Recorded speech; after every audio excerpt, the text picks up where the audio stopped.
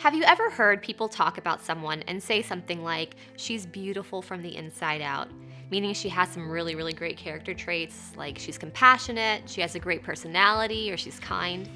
Or maybe you've seen an interview with a police officer and they said something like, we're going to investigate this from the inside out, meaning we're going to start with what's critical and then move out from there. Or maybe someone said to you, dude, your shirt's on inside out. And there's actually no secret with that one. It just means that you were half asleep when you got dressed. But you get the idea, right? These expressions basically mean that what's on the inside is a bigger deal than what's on the outside, something you've probably heard since you were a little kid. But isn't the opposite true too? I mean, think about it. Who are the people who get on your nerves the most at school? It's probably a long list to get through, but I bet we can all agree on one group that annoys everyone: fake people. People who act one way on the outside, but deep down we know that they're somebody else. No one wants to be around fake people, and no one wants to be called a fake person, and that's because we all know when someone acts differently on the outside than they really are on the inside, it's not a good thing. And that's because most of us would agree that what someone is like on the inside should match what they're like on the outside. And that's what this series is all about. For the next few weeks, we're going to talk about what it means to be real about our faith and let what Jesus has done inside of us change the way we live on the outside. One of the main reasons why people don't want to follow Jesus is because when Christians say they believe, it doesn't always change how they act. You've probably heard people use words like fake or hypocrite to describe Christians, and man, it hurts, but sometimes it's true, isn't it?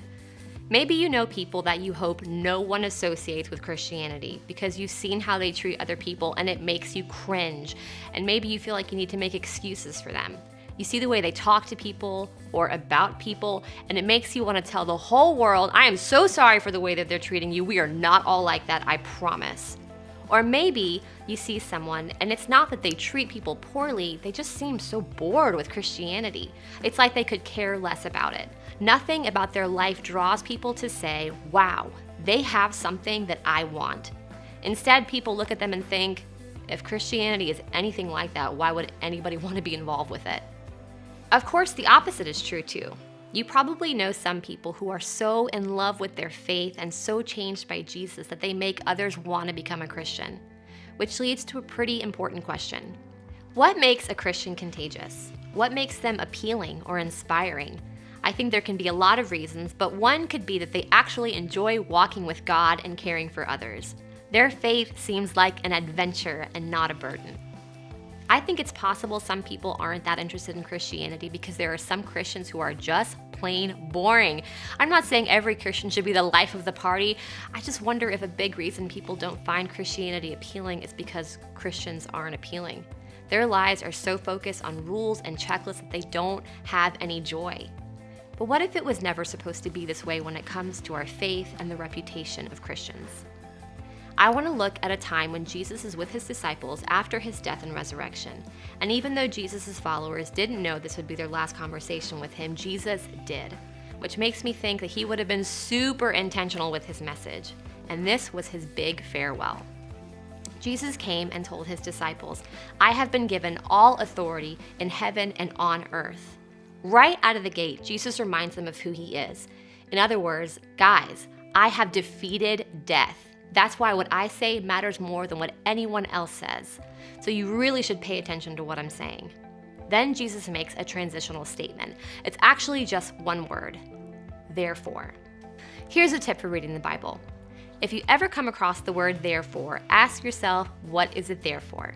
In other words, the writer is looking to connect what was just said with what's coming next. So Jesus says, I have authority, and because of that, what I say next matters. And this is the moment when Jesus' followers would have held up their phones and recorded what he said next so they could watch it over and over and over again. Or, since this was 2,000 years ago, they would have stood ready with a scroll to write it down. Either way, they would have made sure they remembered every word he said next. Therefore, go and make disciples of all the nations, baptizing them in the name of the Father and the Son and the Holy Spirit. Teach these new disciples to obey all the commands I have given you. Now, maybe this sounds strange because you obviously can't go out and make someone become a follower of Jesus. You can't walk up to random strangers and baptize them in the name of the Father, although that would be really hilarious to watch people's reactions. But the only thing you can do with people is to invite them into something that you're personally experiencing, something that is affecting your own life. When we invite people into that, we are making disciples even if we don't call it that. But think about it. We all make disciples in other areas. When we love a band or an artist, we make our friends listen to a song on Spotify. When we love a video game, we tell our friends how incredible it is. When we see a great movie, we tell people they have to see it. And when we find websites that have great deals on things like clothes and shoes and phone cases, we text the link to our friends. Because when something has impacted us, we want others to know about it. I can't tell you how many musical artists I love because one of my friends told me about them, or how many movies I eventually watched and loved, even though I had no interest in seeing the movie when it was first released, because one of my friends convinced me that the movie was awesome. Two things are generally true when it comes to making disciples of music and movies and video games and discount clothing websites or anything else. Number one, it only impacts people that you have a relationship with. I might click on a link to shop for a hat or a phone case if someone that I don't know posts a link, but it is so much more effective when I hear from one of my friends who have actually shopped on that site. I trust that my friends are trying to help me find a good deal, right? Number two, it only impacts people if you're excited about it. I don't mean that you have to be annoying about it, I just mean that you have to have some real genuine passion. If my friend sees a movie and says, yeah, I guess it was okay, I'm probably not gonna buy a super expensive movie ticket and waste 2 hours of my life. But if my friend's like, oh my gosh, I loved it so much, I didn't want it to end, now they have my attention. When it comes to influencing people to follow Jesus, the same thing is true. Screaming street preachers rarely change anyone's mind because they're talking to people they have no relationship with, and they look angry and ticked off all the time. So to sum up Jesus' final message to his followers, go and be excited about me with the people you know. Jesus didn't say, make sure you learn enough to have all the answers. He didn't say, go out and talk about all the things that you're against. He didn't say, go and judge people and make them feel guilty. He said, go and be excited about me with all the people that you know. Now, I know what some of you may be thinking. How do I do that? Won't that be kind of weird? What am I supposed to say? Am I going to lose all of my friends? And these are great questions. And I bet Jesus' followers had questions just like these too. Also, they were thinking things like, am I going to be murdered for this? Which was a very real possibility. And that's why I think Jesus added this last little phrase. And be sure of this, I am with you always, even to the end of the age. This was Jesus' way of saying, I got you. There's no need to get all worked up and stressed out and afraid. I will be with you. And in case you've forgotten, I've defeated death. I can defeat anything that threatens you. You will be fine as long as I'm with you. So let's sum it all up again. Go and be excited about me around the people you know, and never forget, I got you. So what does that mean for us? Let's look at the first thing Jesus' disciples did after Jesus said this and then went back to heaven. While he was blessing them, he left them and was taken up to heaven. So they worshiped him and then returned to Jerusalem filled with great joy. The first thing they did was get excited about who Jesus is. They worshiped him, which basically means that they complimented him for how good he is and what they knew to be true about him. Starting from the inside out doesn't mean that Jesus' followers immediately preached to people and took a stand against things or created Bible studies or Christian clubs. Their response from the inside out started by simply admiring God for his goodness. In the same way, when Jesus tells you and me to make disciples of all nations, it doesn't start with witnessing or evangelism. It starts with you and me showing gratitude and appreciation and respect for how good God is. The next thing they did was return home filled with great joy. Now notice that they didn't return home with all the answers, return home and call out people who didn't follow Jesus, return home and create a social media plan, #StopSinning. Nope. They returned home with a smile on their faces, which brings us to this very big point. Joy points people toward Jesus. Whatever you and I are excited about on the inside will influence the people around us on the outside. We see this all the time. It may be the reason why you're involved in something right now. When you and I make a decision to worship Jesus and allow His joy to fill our lives, that's when we start living the Great Commission. And that's when we start making disciples.